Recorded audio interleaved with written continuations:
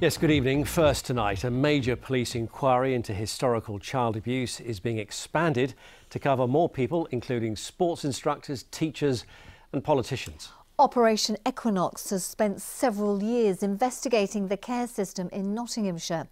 The detective in charge has told us that they've now established that around 100 suspects have already died. He's been speaking to our social affairs correspondent Jeremy Ball, who's at Nottinghamshire's police headquarters for us this evening. Jeremy. Yes, good evening. The police say Operation Equinox has been unprecedented. The sheer scale of it, something they could never have predicted when it all started around 9 years ago. It's looking into sexual and physical and emotional abuse in the care system over several decades, and it's uncovered some horrific crimes, really. First of all, here at the Beechwood Children's Home. That led, though, to allegations involving more than 20 other care homes in Nottinghamshire. The latest figures really give you an idea about why this has become so challenging. The police say they've now received around 1,000 separate allegations of child abuse. They've established, though, that almost 100 suspects have died, which means that they can't be prosecuted. And more than 400 different people have now told the police that they were victims, among them Caroline Nolan, who spoke to us last month. It destroyed my life. I was terrified. I just had no... There was nothing. It just took everything away from me. I mean, I was like basically a scared little rabbit and just didn't trust anybody at all. Jeremy, why though are Nottinghamshire Police expanding Operation Equinox?